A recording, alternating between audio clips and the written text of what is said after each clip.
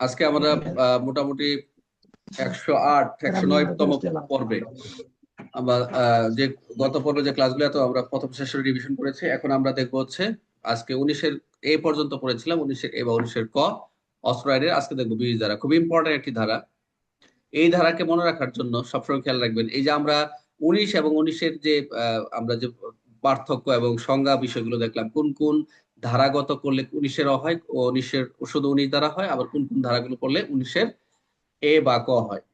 এখন এখানে গিয়ে দেখেন, এই যে আমরা এখন আসতেছে, আমরা এই 20-এ গিয়ে সবাই একটু মনোযোগ দেন, খুবই মনোযোগ দেন। এখানে কিন্তু আমরা 6, 10, 14, 15, এখান থেকে কিন্তু 6, 10 থেকে আমরা 13, 14, 15 পড়ছিলাম। দেখেন এখানে নাই, 13 নাই, এখানে আবার 5 না, আবার 5 যোগ হয়েছে, দুইটাই আসছে এখান থেকে, 5, 6, 10, 14, 15। এখানেও কিন্তু কয়টা ধারা দেখা যাচ্ছে? এখানে 5টা ধারা। তবে একটু খেয়াল করেন সবাই, এটাকে মনে রাখার জন্য, 20 ধারা মনে রাখার জন্য একটা শব্দ এখানে আছে, সেটা হচ্ছে গোপন। আগের যে অস্ত্রগুলো আমরা দখল, বহন বা নিয়ন্ত্রণ, আমদানি, রপ্তানি, তার পরিবহন, মনোযোগ দেন। আমরা 5 থেকে যদি আমরা পর্যালোচনা করি, 15 পর্যন্ত যদি স্টাডি করি, তাহলে এখানে শুরু করে উৎপাদন, রূপান্তর, বিক্রয়, আমদানি, রপ্তানি, পরিবহন এবং হচ্ছে কি দখল, নিয়ন্ত্রণ বা কতিপয় স্থান, এই শব্দগুলো আমরা জেনেছি। এখন আমার কথা হচ্ছে, যদি এই অস্ত্রগুলো যদি তারা বিনা লাইসেন্সে করে, বিনা লাইসেন্সে যদি তারা যদি কোনো কার্যক্রম করে, বিনা লাইসেন্সে তো করতেই পারবেন, এটা তো একটা আইন করে দিচ্ছে যে আপনি বিনা লাইসেন্সে আপনি অস্ত্র দখল বা পুরো আমদানি রপ্তানি করতে পারবেন না। বাট যদি ইনভেস্টিগেশনে পাওয়া যায়, যদি জানতে পারি আমরা, যে কোনো ভাবে কোনো সরকারি কর্মচারী বা জানতে পারে, বা সরকারি কর্মচারীকে জানানো হয়, গোপন ভাবে জানানো হয়, বা যে কোনো ভাবে আমরা এটা অজানা রয়েছি, বা কোনো জায়গায় সে এই অস্ত্রটা গোপন করে নিয়ে যাচ্ছে, যে কোনো ভাবে অস্ত্র ব্যাগে করে, যে গোপনে, এটা কেউ জানতো না, মানে গোপন ভাবে সে এটা নিয়ে গেছে একটা বাহনে বা একটা রেল স্টেশনে, একটা বাসে, মানে অনেক সময় থাকে না যে এটা তল্লাশির যে বিধান রয়েছে, আমরা 25 ধারা তল্লাশি যেটা করছি, যে ম্যাজিস্ট্রেটের অনুমতি নিয়ে তল্লাশি করতে হবে, বলছে না যে ম্যাজিস্ট্রেটের তল্লাশি পরোয়ানা নিয়ে তল্লাশি করবেন, ম্যাজিস্ট্রেটকে আবেদন করবেন, 24-213-তে এক আবেদন করবেন। তো এইগুলোর বিধান তো অ্যাপ্লাই করার সময় নাই। তো এখানে যদি কেউ গোপন করার চেষ্টা করে, এই 20 ধারাটা মনে রাখবেন, যদি গোপন করার চেষ্টা করে কোনো ব্যক্তি, তাহলে এই 7 বছর কারাদণ্ড হবে। কথা বুঝতে পারছেন? আর তবে এখানে কি কি গোপন করবে সেটা হচ্ছে পিস্তল, রিভলভার, রাইফেল, শটগান বর্ণনা আছে, যেটা হচ্ছে আমরা, যেটা আমরা 19-এর কি পাইছি একটু আগে, যেটা আমরা যে অস্ত্র সম্পর্ক 19-এর যে পিস্তল, রিভলভার, শটগান বর্ণাস্ত্র সম্পর্ক হয়, এখানে কিন্তু এই কথাগুলাই এখানে বলা রয়েছে, যে গোপন করার, এই যে ধারা ভঙ্গ করে ইত্যাদি যদি অস্ত্র গোপন করে, এই যে যে ধারাগুলো যে আমরা অ্যাপ্লাই করলাম এতক্ষণ, 5 থেকে 17 পর্যন্ত, 5 থেকে 15 পর্যন্ত, 16, 17 পর্যন্ত। এখন কথা হচ্ছে যে এই এই ধারাগুলো যদি ভঙ্গ করে কেউ গোপন করে অস্ত্র, তাহলে সেই ক্ষেত্রে এই বিশ্বের দ্বারা হবে, যদি তদন্ত পাওয়া যায়। আপনি প্রশ্ন ধরেই যে সব দ্বারা উত্তর দিয়ে দেবে সেটা না, প্রশ্নের উপর লেখা থাকবে সে এই কাজ করছে, এই রিপোর্ট করছে। প্রশ্ন যদি গোপন করার কথা থাকে, তাহলে বুঝবেন যে গোপন 20 ধারা চলে আসছে। এখানে যে বিষয়টা আছে যে এমন ভাবে কার্য করে, এমন ভাবে প্রকাশ পায় দণ্ডবিধিতে সরকারি চাকরির নিকট, বা যে যে আমরা যেমন সরকারি চাকরি রেলওয়ে অনুযায়ী যে রেলওয়ে যারা রেল কর্মচারী, এখন বাহনের কোনো চাকরির নিকট অজানা থাকে, যে এখানে তার অস্ত্রটা নিয়ে যাচ্ছে, তার অজানা। এখন কেউ যদি 25 ধরনের তল্লাশি গেল অস্ত্র অস্ত্র গুলো আবার সামরিক সম্ভাষণ গোপন করে, গোপন করার চেষ্টা করতে থাকে, তাহলে 7 বছর কথা হচ্ছে। কারণ আপনি যদি এমন ভাবে নিয়ে যাচ্ছে, সে তার কাছে গোপন মনে হচ্ছে, সে তো অজানা, সে জানবে না। এখন জিলু ভাই একটা অস্ত্র নিয়ে যাচ্ছে, এটা কি রেল কর্মচারী জানবে?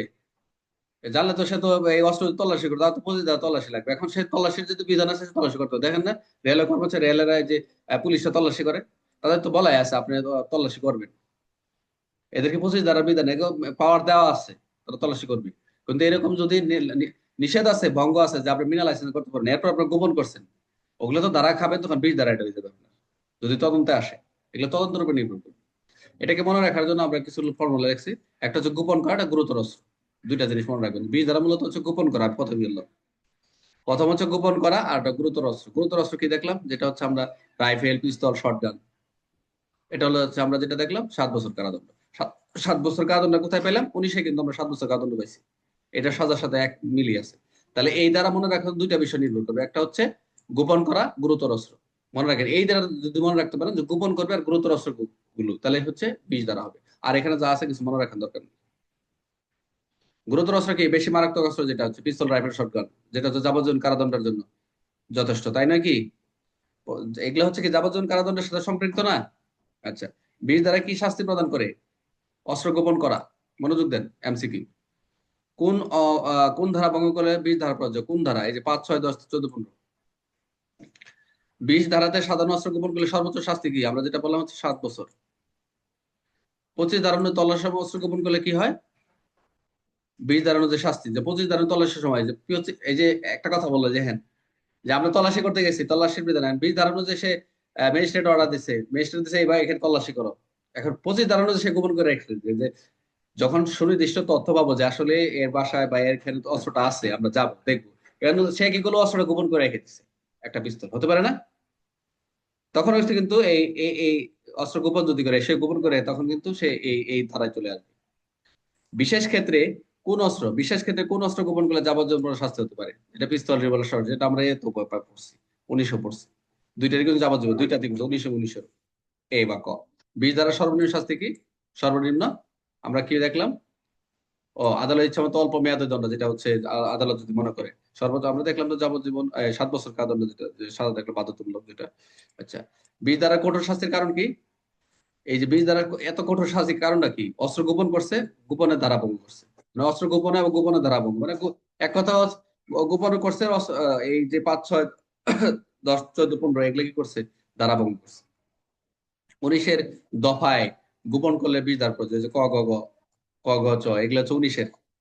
যে গোপন যে করছে কোন কোন ধারার, এই যে ক খ ঘ চ, এগুলো এই পরীক্ষা এগুলো আসবে না, এগুলো আপনার জানা দরকার। 20 ধারা কোন ধরনের অপরাধ? অবশ্যই কি অজামিনযোগ্য। এগুলি কি জামিনযোগ্য? অস্ত্র আইনে সবসময় অজামিনযোগ্য, আমলযোগ্য, জামিন অযোগ্য। বিশেষ ক্ষেত্রে কঠোর শাস্তির কোনটি অন্তর্ভুক্ত? অবশ্যই যাবজ্জীবন বা 14 বছর অল্প মেয়াদের জন্য। এখানে কিন্তু দুইটা মনোবল আছে। যদি অস্ত্রের ক্ষেত্রে হয় সেটা 14 বছর কথা বলা রয়েছে, যেটা নিচের যে অপশনটা আমরা অমিট করে গেছি সেটা হচ্ছে যদি পিস্তল রিভলভার হয় সেটা 14 বছর। এখানে সাজা কিন্তু আরো বাড়লো। আমরা 19-এ পারলাম যা কি করলাম 7 বছর, 19-এ পেলাম 10 বছর, এই 20-এ যা পেলাম 14 বছর, সাজা কিন্তু বেড়ে গেল।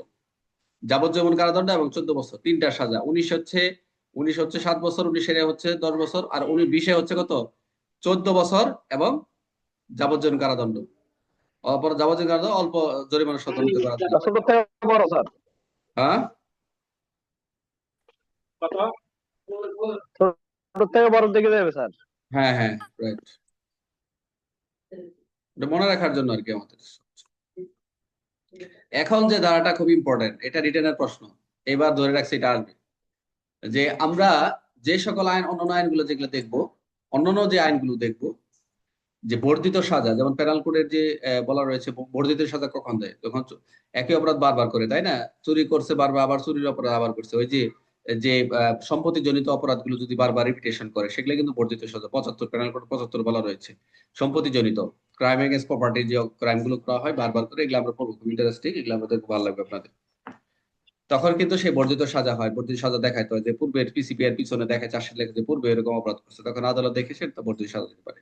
তো অন্যান্য জায়গায় বর্ধিত সাজা দিতে হলে বা একই অপরাধ বারবার করলে দণ্ড দ্বিগুণ হয়, সেগুলো আবার কন্ডিশন আছে, যেগুলো আমরা জয়েনে পড়লাম, অন্যান্য আইনে বলা রয়েছে, অন্যান্য আমরা পড়ব। বাট এখানে যে অস্ত্র আইনে বলছে যে কিছু মামলা বর্ধিত সাজা, এই এই অস্ত্র আইনে একমাত্র সর্বোচ্চ সাজা এটাই, যেটা হচ্ছে মৃত্যুদণ্ড বলা রয়েছে।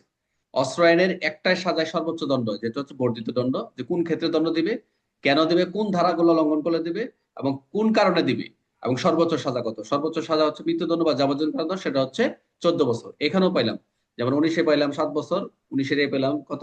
10 বছর। 20-এ পাইলাম কত? এটা 7 বছর পাইছি। আর হচ্ছে যাবজ্জীবন কারাদণ্ড। যাবজ্জীবন কারাদণ্ড আরটা হচ্ছে কত? 14 বছর পাইছি, যেটা হচ্ছে বড় থেকে ছোট থেকে বড় পাইলাম। এখানে যে আমরা কি করলাম, এখানে পাইলাম 14 বছর, যেটা আমরা মৃত্যুদণ্ড, সর্বোচ্চ শাস্তি। অস্ট্রেলিয়া যে প্রশ্ন করে সর্বোচ্চ শাস্তি কোন ধারায়, এই 20-এর ক, বর্ধিত সাজা। কোন কোন ক্ষেত্রে? যদি কোনো যার কাছে অস্ত্র পাবেন বা অস্ত্র পাবেন না, শুধু যদি দেখা যাচ্ছে যে তার কাছে একটা অস্ত্র আছে, এই অস্ত্রটা যদি হত্যাকাণ্ডের উদ্দেশ্যে ব্যবহৃত হয়। যেমন আমরা 13, 14, 15 পড়ছি, 13, 14, 15 বারবার খালি ঘুরে আসতেছে, খুবই ইম্পর্টেন্ট 13, 14, 15। যে যদি কেউ হত্যাকাণ্ডের উদ্দেশ্যে যদি 13, 14, 15 নিয়ে ধারা নিয়ে তার কাছে রেখে দেয়, মানে কেউ দখলে রাখলো, কেউ বহন করলো, যে স্থানে রাখা কতিপয় স্থান সে লঙ্ঘন করলো, এই সকল বহন দখল নিয়ন্ত্রণ যদি রাখে, ওই ব্যক্তি মৃত্যুদণ্ড বা যাবজ্জীবন কারাদণ্ড, অল্প মেয়াদী দণ্ড হতে পারে, যার 14 বছরের পর্যন্ত হতে পারে, যার সহিত জরিমানা যোগ হতে পারে। বুঝতে পারছেন? 20-এর ক হচ্ছে যদি অস্ত্রটি যে হত্যাকাণ্ডের উদ্দেশ্যে ব্যবহৃত হয়, কোন কোন ধারা? 13, 14, 15। বহন দখল নিয়ন্ত্রণ রাখে, তাহলে হচ্ছে তার হচ্ছে মৃত্যুদণ্ড, যাবজ্জীবন কারাদণ্ড, আর হচ্ছে 14 বছর হতে পারে, যার সাথে জরিমানা যোগ হতে পারে। একদম মনে রাখার জন্য এক কথা মনে রাখবেন, 20-এর ক হচ্ছে অস্ত্রটি যদি হত্যাকাণ্ডের উদ্দেশ্যে যদি ব্যবহৃত হয় সেই ক্ষেত্রেই এই 13-14, সেটা হলো পিস্তল, রিভলভার, শটগান, আগ্নেয়াস্ত্র সজ্জিত হয় এই ধারাগুলো। এই জন্য আগে একটু ভালো করে পড়ছেন দেখে এখন আপনাদের সহজ লাগতেছে। কি কঠিন লাগতেছে আপনাদের? 20-এর ক মনে রাখার জন্য, 20-এর ক মনে রাখার জন্য সবসময় মনে রাখবেন যে এটা হচ্ছে হত্যার উদ্দেশ্যে, হত্যাকাণ্ডের উদ্দেশ্য নিয়ে কেউ ঘোরাফেরা করবে, চলাফেরা করবে, এরকম কোনো কিছু যদি অসজ্জিত হয়, এমন ভাবে করছে যে তাকে আজকে মারবে, মেরে ফেলবে, আজকে উদ্দেশ্য হচ্ছে যে যদি এরকম পাওয়া যায়, তাকে যদি হাতে নাতে ধরতে পারেন, তাহলে এই যে 20 ক বর্ধিত সাজা তাকে দেওয়া যাবে।